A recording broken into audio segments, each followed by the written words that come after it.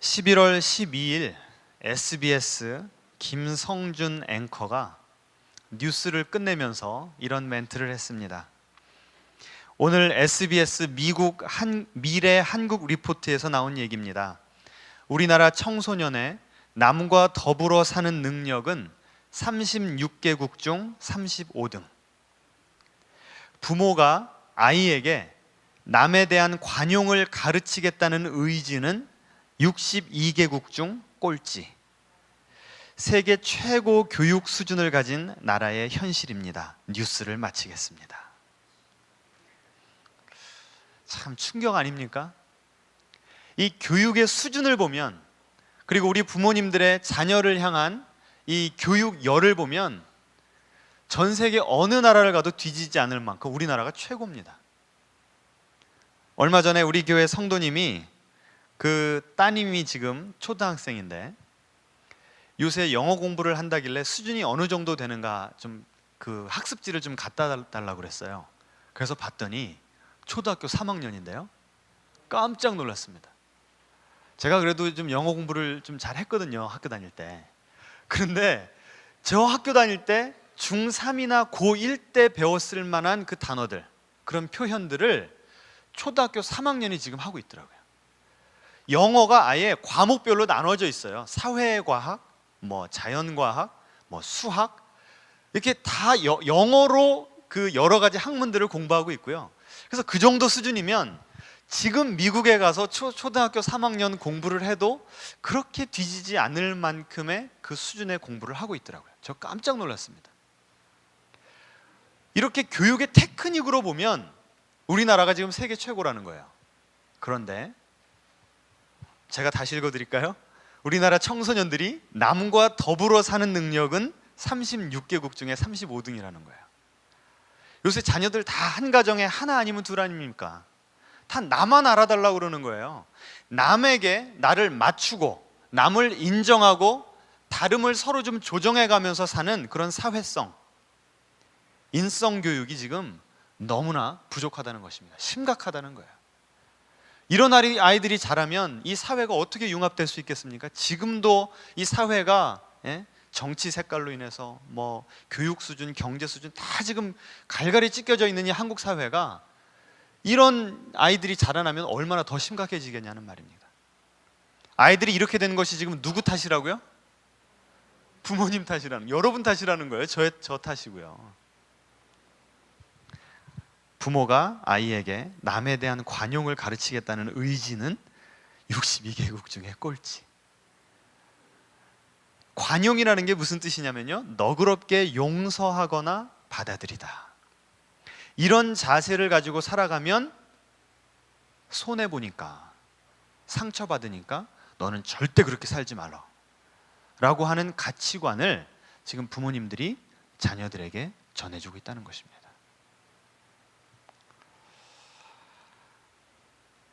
제가 1부 때는 좀 부모님들 이렇게 하시면 안 됩니다라고 하는 어조로 말씀을 드렸는데, 가만히 묵상을 해보니까요, 왜 우리가 지금 이런 가치관을 자녀들에게 주는가를 생각을 해봤더니 사는 게 지금 너무 각박한 거예요. 그렇지 않습니까? 누군가는 지금 짓밟고 일어나야 겨우 입에 풀칠할 수 있는 이런 그 각박한 세상 속에 살아가다 보니까 남을 배려할 만한 여유가 생길래야 생길 수가 없어요. 그러니까 이런 지금 이 통계 자료가 어떻게 보면 할 수 없다, 그냥 이렇게 살 수밖에 없다라고 하는 생각이 들게 합니다. 그런데요, 우리는 예수님 믿는 크리스찬들 아닙니까? 그러면 안 믿는 사람과 믿는 사람이 뭔가 달라야 되지 않겠습니까? 이 각박해지고 아무도 남을 배려할 줄 모르는 이 한국 사회를 살아가면서도 크리스찬들이 지금 뭐 수가 줄어들고 있기는 하지만 적어도 800만 명 정도가 된다고 한다면, 그 800만 명이 남을 배려한다고 한다면 한국 사회가 점점 따뜻해져야 맞지 않습니까? 그런데 여러분이 지난 일주일만 좀 돌아보세요.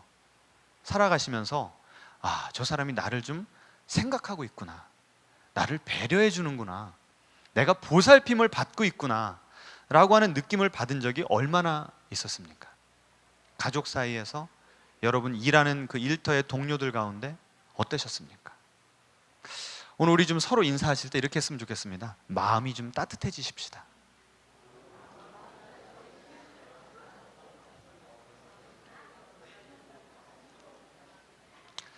우리 크리스찬들도요, 지금 이런 그 시대의 분위기를 그대로 반영하면서만 살아가지, 이것을 뒤집고 좀 크리스찬으로서의 이 제대로 된 영향력을 사회 가운데 미치지 못하고 살아가는 것 같습니다. 멀리 볼 필요도 없어요. 제가 제 스스로를 보니까 참 부끄럽더라고요. 지난번에도 한번 말씀드렸던 것 같은데, 제가 고3 때였습니다. 제 옆에 친구가 와서 꾸벅꾸벅 졸아요. 그래서 깨웠습니다. 야, 공부해야지. 너 왜 이렇게 조냐? 그랬더니 그 전날 밤에 친구 때문에 밤을 새줬대요. 왜 밤을 새줬는데? 그랬더니 살아가는 게 너무나 힘들어 하길래 좀 한잔 하면서 밤을 새워줬다는 거예요. 고3짜리가. 그래갖고 제가, 야, 너 고3인데 우리도 수험생 아니냐? 공부 좀 열심히 해야 되지 않겠냐? 그랬더니 저한테 딱 쏘아붙이는 말이 있었어요. 야, 너 앞으로 목사 된다며. 어떻게 목사 된다는 놈 입에서 그런 말이 나오냐? 제가 그 한마디 듣고요, 얼마나 뒤통수 딱 한 번 맞은 그런 충격이었습니다. 저도 인생 살아가면서 오직 목표가 서로 더불어 살고 서로를 배려하는 그런 아름다운 사회를 꿈꾸는 것이 아니고, 하나님의 영광을 위해서, 우리 봉신교회의 영광을 위해서 나는 공부 잘해야 된다는 거예요. 나는 서울대학 가야 된다는 거예요. 그렇게 살다 보니까 주변 친구들이 무엇 때문에 힘들어하는지 마음에 들어올 이 마음의 여유가 없더라고요.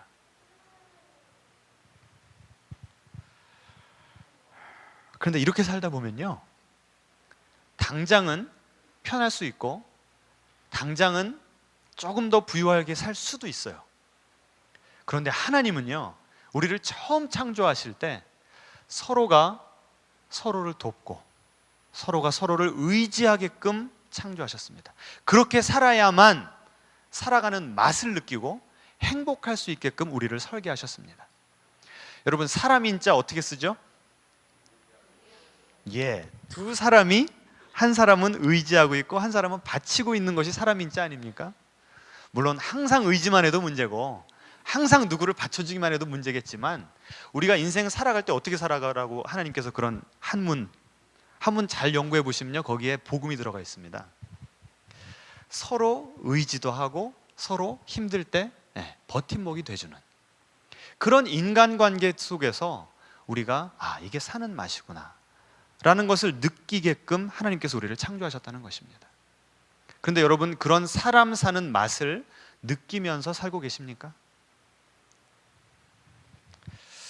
지금 한 해가 저물고 있습니다. 이제 11월도 오늘 그리고 다음 주면 끝이 나고요. 그러면 12월입니다. 12월 망년회 크리스마스 예배 드리면 곧바로 이제 송구영신입니다. 제가 2014년 이 첫 예배, 주일 예배를 드린 것이 엊그제 같은데 벌써 한 해가 갔어요. 세월이 빨라요. 그거 보셨죠? 지금 그렇게 빨리 흘러가고 있습니다. 이렇게 한 해 한 해 지나가다 보면 어느 순간 우리는 주님 앞에 설 날이 날로 다가오고 있습니다. 맞습니까? 그러면 하나님 앞에 섰을 때 주님께서 우리를 보시면서 반드시 물어보시는 질문이 있다는 것입니다. 하나님께서는 우리에게 여러 가지 것들을 맡겨주셨습니다. 우리는 주님의 청지기입니다. 그렇다면 우리가 하나님 앞에 섰을 때 하나님은 우리에게 이렇게 물어보실 것입니다. 내가 너에게 물질을 주었는데 그 물질을 어떻게 사용했느냐? 내가 너에게 시간과 건강을 주었는데 너는 그 시간과 건강을 무엇을 위해서, 누구를 위해서 어떻게 사용하였느냐? 물어보실 것입니다. 그런데 그 중에 반드시 물어보실 만한 질문 하나가 더 있습니다. 내가 너의 인생에 많은 사람들을 붙여주었는데 너는 그 사람들과 어떤 관계를 맺으며 살아왔느냐? 얼마나 많이 그 사람들을 이해해주고 격려해주고 그 사람들을 세워주고 그 사람들을 위해서 희생하며 사랑하며 눈물로 기도하며 살았느냐? 반드시 물어보실 것입니다. 한 해를 마무리하면서 어차피 우리가 궁극적으로 하나님께서 우리에게 물어보실 그 질문을 지금 우리가 대면하여서 우리의 인생을 좀 점검해 봐야 되지 않을까라고 하는 생각이 들었습니다. 여기까지 생각이 드니까요, 갑자기 생각나는 시가 한 편 있었습니다. 그 주보에 보시면 제가 그 시를 실어놨습니다. 함석헌 선생님이 쓰신 유명한 시죠. 이 무대, 이 강대상 장식도 참 그럴싸한데 우리 가을이 저물어가는 마당에 아름다운 시 한 편 같이 좀 읽어보시겠습니다. 그 화면 스크린 띄워주셨죠? 같이 한번 읽어보겠습니다. 말리길 나서는 길, 처자를 내맡기며 마음 놓고 갈 만한 사람, 그 사람을 그대는 가졌는가? 온 세상 다 나를 버려 마음이 외로울 때에도 저 마음이야 하고 믿어지는 그 사람을 그대는 가졌는가? 탔던 배 꺼지는 시간, 구명대 서로 사양하며 너만은 제발 살아다오 할 그 사람을 그대는 가졌는가? 온 세상의 찬성보다도 아니 하고 가만히 머리 흔들 그 한 얼굴 생각에 알뜰한 유혹을 물리치게 되는 그 사람을 그대는 가졌는가? 여러분은 그 사람을 가졌습니까? 일부 예배 때 제가 이 질문을 던졌더니요, 저랑 눈을 안 마주치셔. 왜 그러실까요? 없어서.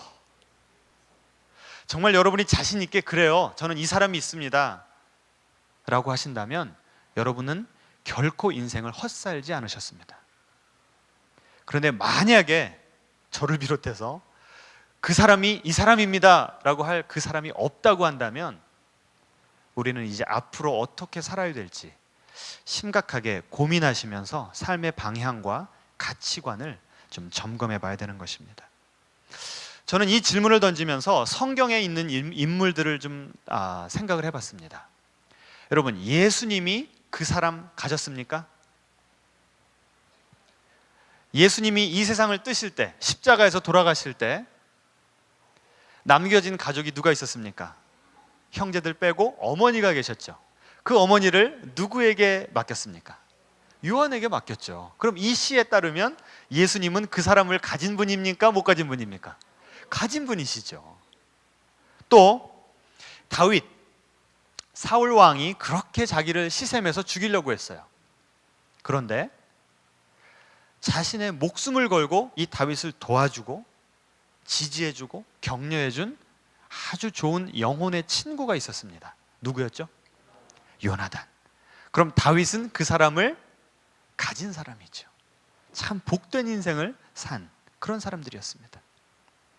오늘 우리가 살펴볼 사울, 이제 사울이 예수님 만나고 바울이 되는데요, 이 사울도 그 사람을 가진 행복한 인생, 복된 인생을 살았습니다. 누굴까요? 바울 그러면 바로 옆에 누가 붙어야 됩니까? 바나바입니다. 바나바. 이 둘의 만남을 기록하고 있는 것이 오늘 본문인데요, 이 둘의 만남을 기록하기 전에 먼저 이 바울보다도 사울보다도 먼저 소개되는 사람이 바로 바나바입니다. 사도행전 4장 36절과 37절을 제가 읽어드리겠습니다. 구브로에서 난 레위족 사람이 있으니 이름은 요셉이라 사도들이 일컬어 바나바라 번역하면 위로의 아들이라 하니 그가 밭이 있음에 팔아 그 값을 가지고 사도들의 발 앞에 두니라. 이 바나바의 본명이 뭐라고 나옵니까? 요셉이라고 나옵니다.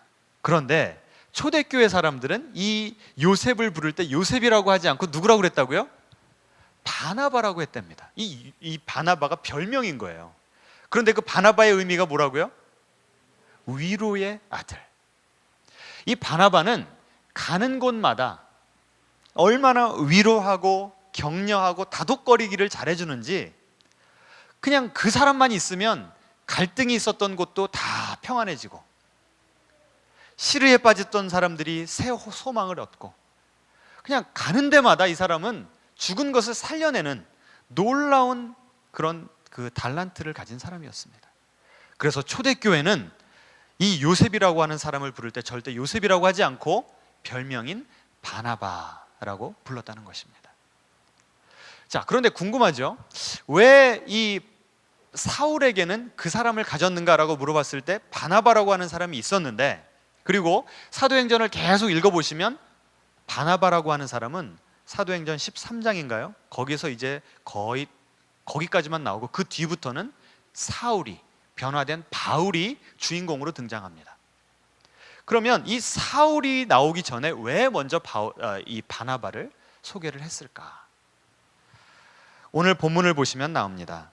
그런데 그 오늘 본문 보기 전에 이 바나바의 특징을 보시면 위로의 아들이다 라고 하는 말이 나왔고, 또 자기가 밭이 있었는데 그 밭을 팔아서 그 사도들 앞에 내어놓았다 라고 나옵니다. 이 사도행전 4장의 문맥은 무엇이냐면, 처음 교회가 태동될 때 하나님의 영이신 성령님이 그 120명의 공동체 위에 임했습니다.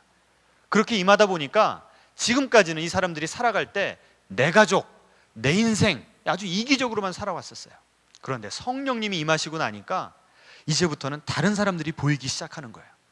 똑같이 피곤한 인생이고 똑같이 부족한 인생임에도 불구하고 성령님이 오시니까 이제 다른 사람들의 필요가 보이기 시작하는 거예요.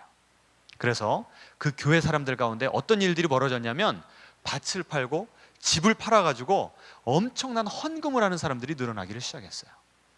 모든 사람들이 부족함이 없이 다 나누어 쓸 수 있는 진정한 공산주의의 사회가 우리 그 초대 교회에 벌어진 것이었습니다.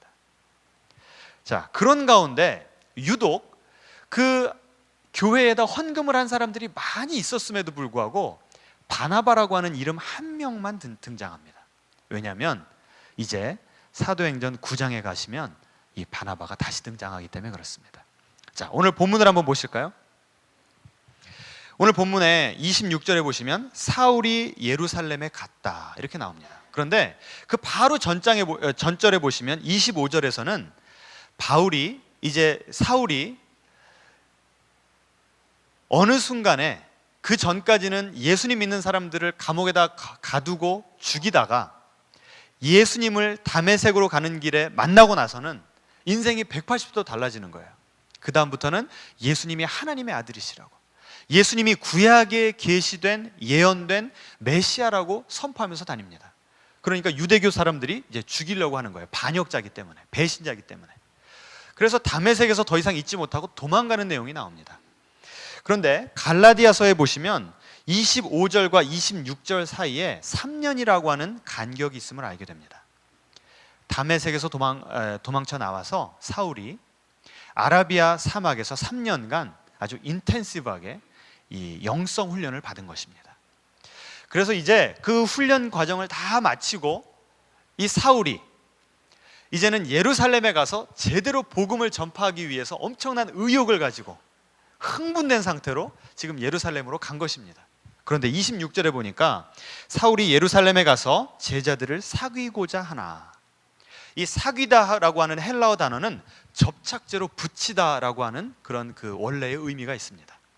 나의 인생을 그 예루살렘 교회 또 그 지도자들과 딱 붙여가지고 친밀함을 누리면서 서로가 서로에게 그 사람이 되는 인생을 살기 위해서 예루살렘에 간 거예요.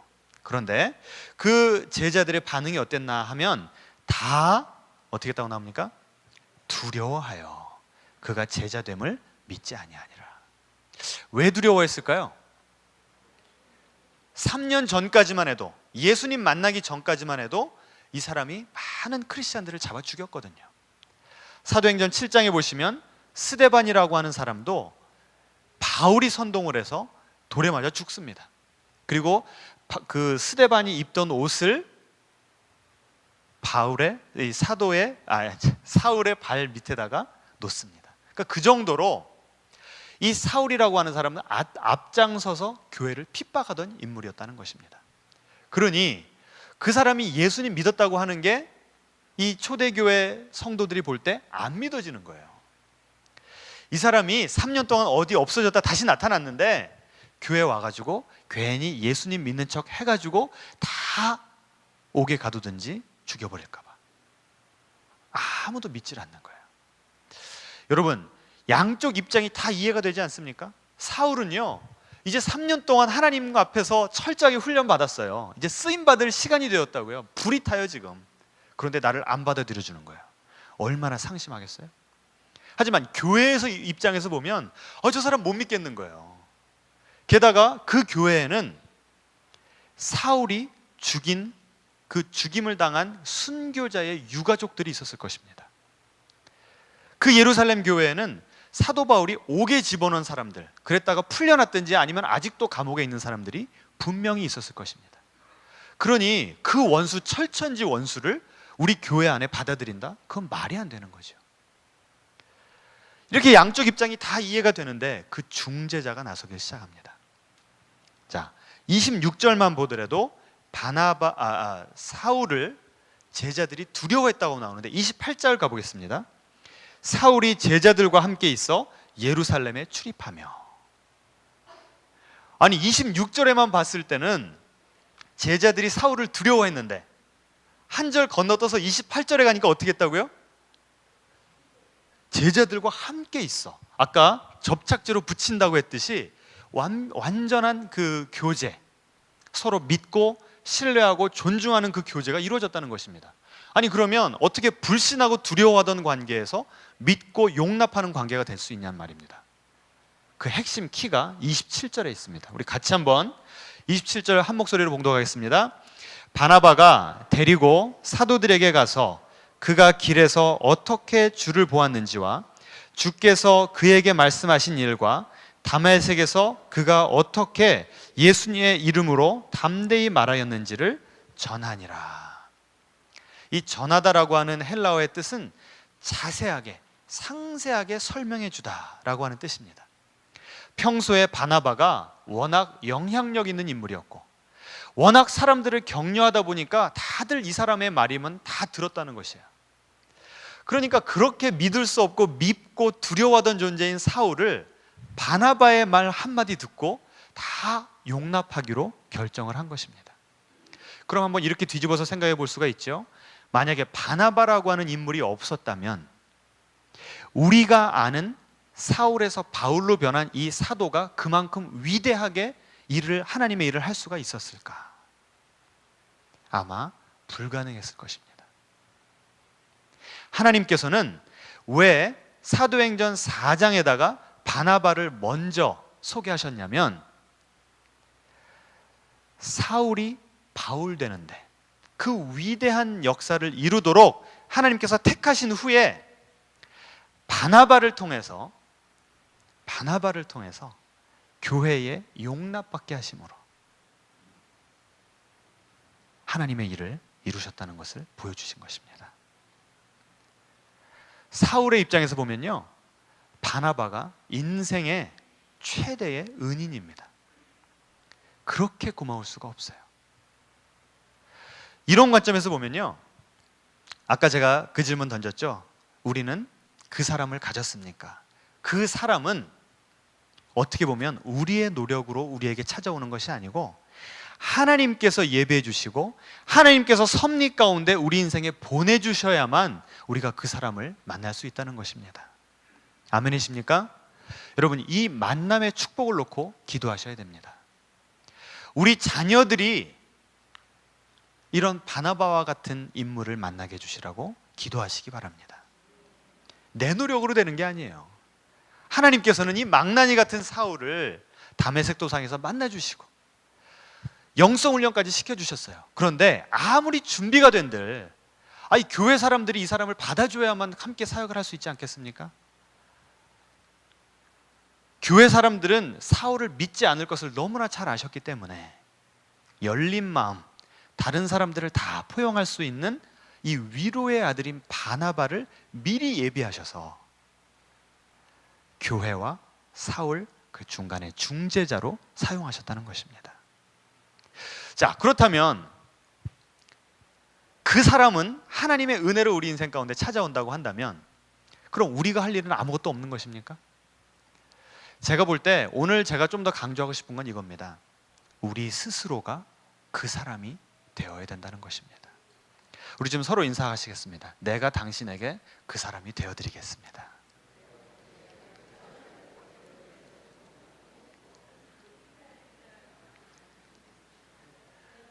그 사람이 내 인생에 찾아오는 것은 하나님의 은혜이기 때문에 우리가 컨트롤할 수 있는 것이 아닙니다.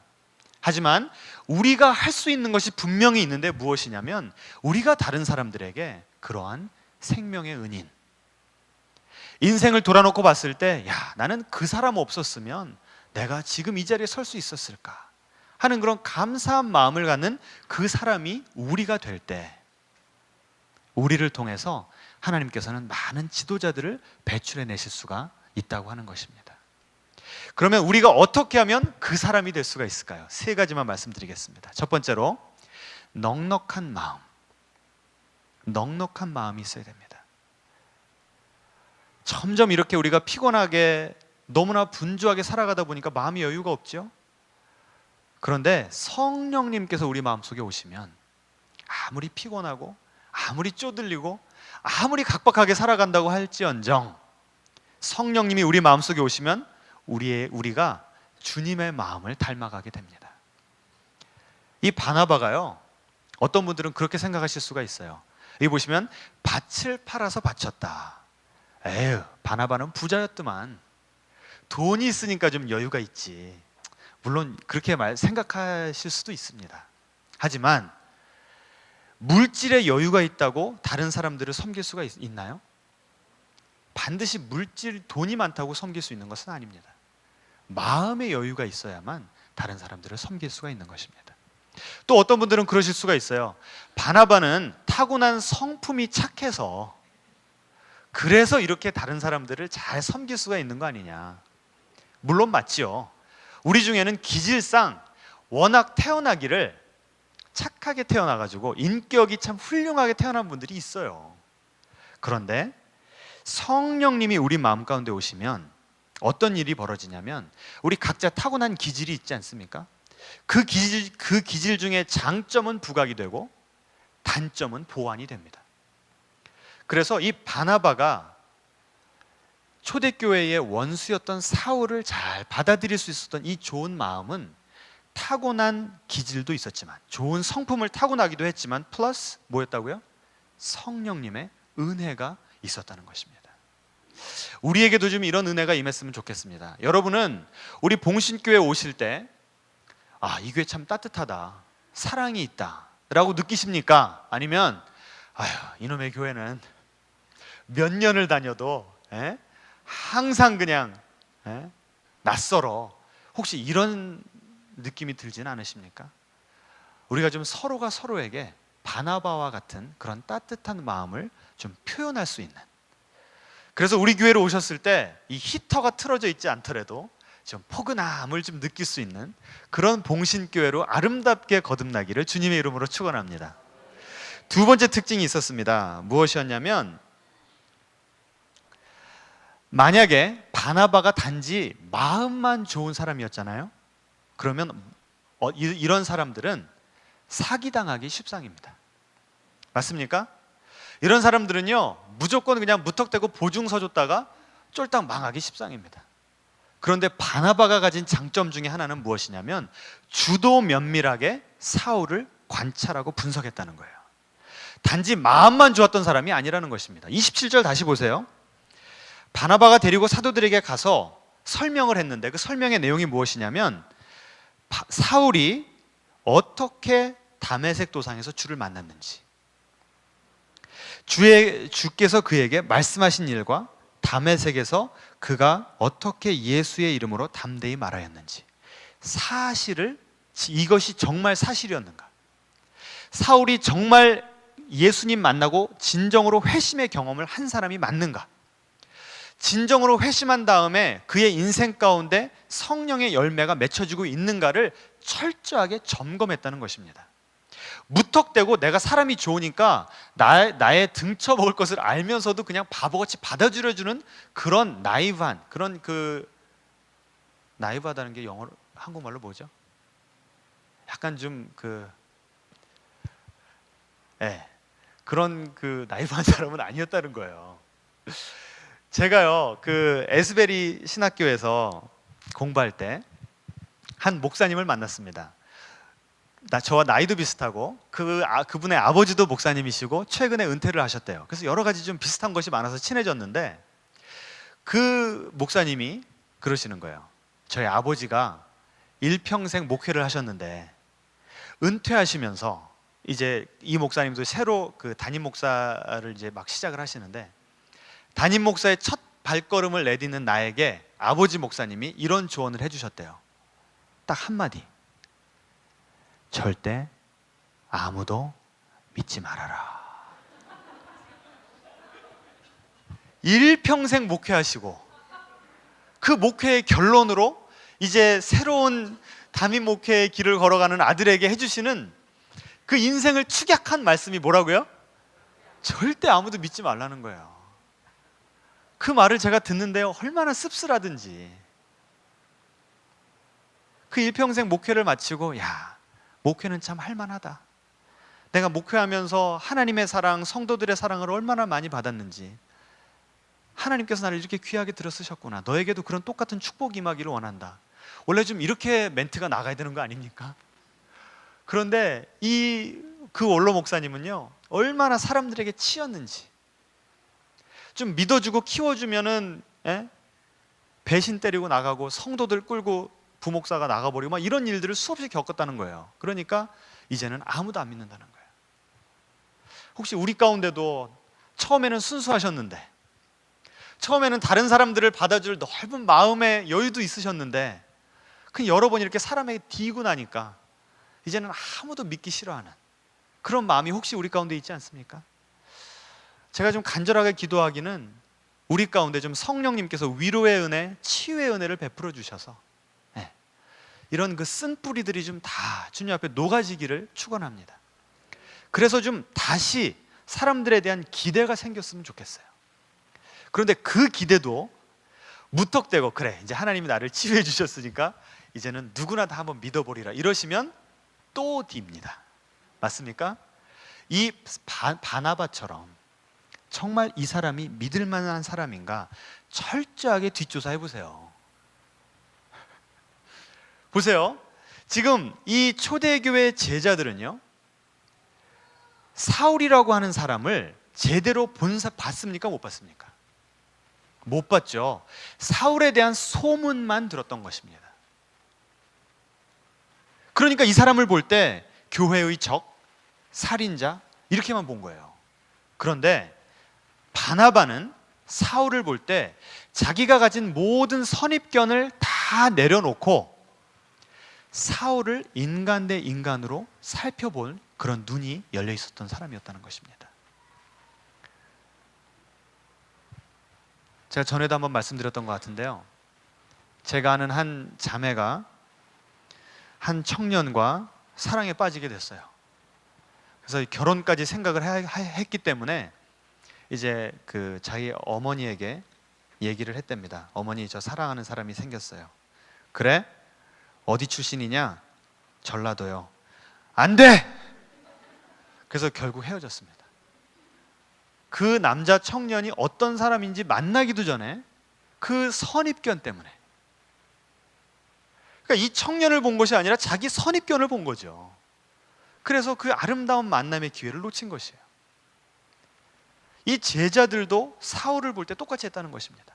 유독 바나바만 그런 모든 선입견을 내려놓고 정말 이 사울이라고 하는 사람이 어떤 사람인가를 정확하게 주도 면밀하게 지켜보았기 때문에 사울을 바울로 만드는 위대한 그 역할을 하는데 하나님께 귀하게 쓰임을 받을 수가 있었다는 것입니다.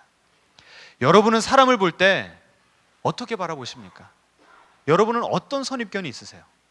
이건요, 마치 컨택 렌즈를 낀 것 같아서 어느 순간 내가 지금 끼고 있다는 사실도 잊어버리게, 다른 사람들을 볼 때 그냥 자동적으로 평가가 나오는 것이 우리가 가진 선입견입니다. 그래서 무서운 것이죠.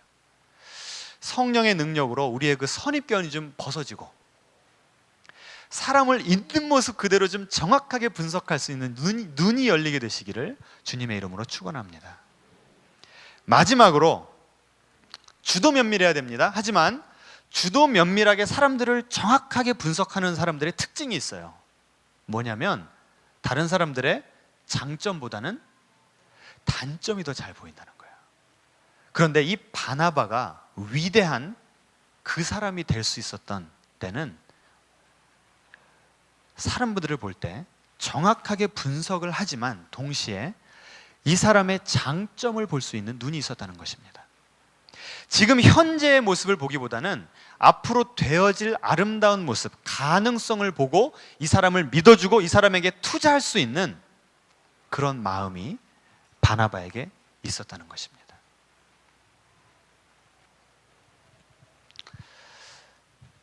바나바가 평가하기에 사울은요, 대단한 카리스마를 가진 리더였습니다. 예수님 믿기 전에도요, 얼마나 예수 믿는 사람들을 철저하게 핍박하고 열정적으로 핍박을 했는지, 가다가 예수님을 만났던 그 다메섹이라고 하는 지역은 예루살렘으로부터 150km인가 180km인가 엄청나게 멀리 떨어진 데를 뭐 말 타고 갔겠죠. 예. 거기까지 쫓아가서라도 예수님 믿는 사람들을 쥐잡듯 다 잡아내서 색출할 정도의 철저함이 있었던 사람이 바로 사울이었다는 것입니다. 그것을 보니까 바나바가 예수님을 저렇게 철저하게 핍박하는 사람이면 예수님 믿음은 어떻게 되겠어요? 철저하게 믿고 열정적으로 예수님을 전할 수가 있겠구나, 그 가능성을 본 것입니다. 이 사울은 기질이 전형적인 무일푼에서 시작해서 엄청난 기업을 이루어낸 CEO 타입의 그런 기질을 가지고 있는 사람입니다. 바울은 무에서 유를 창조해내는 거예요. 아주 척박한 환경에 가서 그것을 다 극복해내가지고 엄청난 업적을 이루어낼 수 있는 그런 포텐셜이 있는 사람이 바로 사울이었습니다. 그것을 볼 수 있었던 눈이 바나바에게 있었던 것입니다. 하나님께서 사울을 만나주셨을 때 어떤 사명을 주셨냐면, 너를 통해서 이방인들에게 복음을 선포하겠다. 그 당시까지만 해도 예수님의 복음은 유대교 안에서만 머물고 있었습니다. 이방인에게 가서 복음을 전파하는 것은 지금까지 어느 누구도 해보지 않은, 누가 이렇게 미리 좀 선구자적으로 길을 밟아놓지 않은 그 개척을 해야 되는 그런 영역이었습니다. 그러니 그냥 사람만 좋고 그냥 물에 물 탄 듯 술에 술 탄 듯 한 사람이면 결코 그 사명을 감당해낼 수가 없는 거예요. 오직 사울과 같은 기질을 가진 사람만 그 사명을 감당할 것을 알았기 때문에 바나바는 그 사울을 데려다가 예루살렘 공동체에다가 소개했고, 내가 보증을 쓸 테니까 이제 좀 믿으라고 하면서 그 제자들이 사울을 용납할 수 있게끔 인도했습니다. 우리에게도 좀 이런 눈이 열려야 될 것 같습니다. 지금 하나님께서는 우리 주변에 사울을 많이 보내주셨어요. 그런데 우리의 인간적인 눈으로만 보면, 우리의 제한적인 선입견으로 가득 찬 눈으로만 보면, 어떻게 저런 사람 가까이 해봤자 괜히 나한테 손해만 끼칠 것 같고 나에게 짐만 될 것 같은 그런 사람들이 있습니다. 하지만 영의 눈으로 보면 그 사람이야말로 하나님 앞에 준비된 사람, 하나님 앞에 놀라운 잠재력을 가진 사람이 있는 것입니다. 그래서 우리가 한 번만 믿어주고, 물론 주도 면밀하게 관찰한 후에 믿어주고 그들에게 기회의 문만 살짝만 열어주면 하나님께서 그들의 인생에 놀랍게 축복하셔서 그들을 통해서 하나님의 나라를 굳건하게 이루어 나실 그런 사울들이 여러분의 인생 가운데 있습니다. 여러분 정말 믿으세요? 그런 사울이 이제 누군지 좀 보이기 시작하십니까? 아직 잘 모르시겠어요? 예. 우리에게 오늘 좀 같이 기도하실 때, 하나님 나에게 이 바나바의 마음을 좀 주십시오. 넉넉해서 좀 가는 데마다, 가정이면 가정, 일터면 일터, 교회면 교회, 가는 데마다 좀 모임을 따뜻하게 만들 수 있는 그런 사람이 좀 내가 되게 해주십시오. 그리고 나에게 이 눈이 열려서 사울을 바울로 볼 수 있는, 사울을 위대한 리더로 볼 수 있는, 그의 가능성을 볼 수 있는 그런 눈이 좀 열리게 해주십시오. 그래서 우리를 통해서 많은 사울들이 배출되는, 그래서 천국에서 여러분 이 사울이 천국에서 바나바 손 붙잡고 얼마나 고맙다고 많이 했겠습니까? 네. 천국에 갔을 때 많은 사람들이 우리에게 찾아와서 당신이 그 사람입니다 라고 하면서 우리를 포옹해 줄 수 있는 그런 놀라운 축복이 우리에게 임하시기를 주님의 이름으로 축원합니다. 주님, 우리에게 많은 이들을 보내주셨습니다. 그들에게 우리의 삶을 투자하고 우리를 그들에게 맞추어주고 그들의 장점을 잘 발굴할 수 있도록 그들을 우리의 인생 가운데 보내주셨는데, 그리고 우리의 인생의 마지막에 주님께서 우리에게 허락하신 그 인간관계를 우리가 어떻게 다루었는지 반드시 물어보실 것인데, 지금까지의 우리의 인간관계는 어땠는지 하나님 돌아볼 수 있는 기회를 허락하심 감사드립니다. 우리에게 바나바의 마음과 바나바의 눈을 허락하여 주시옵소서. 그래서 정말 주님께 쓰임받기를 원하지만 아직 기회가 되지 않아서 안타까워하는 그런 지체들을 발굴해내고 격려하고 그들에게 비전을 심어주어서 나는 주님 앞에서 일을 할 수 있는데 한계가 있지만 오히려 내 인생을 그들에게 투자함으로 그들을 통해서 더욱더 위대한 일들이 이루어지는 그런 역사들이 우리의 헌신을 통해서, 우리의 열린 마음을 통해서, 우리의 열린 눈을 통해서 일어날 수 있도록 주여 축복하여 주시옵소서.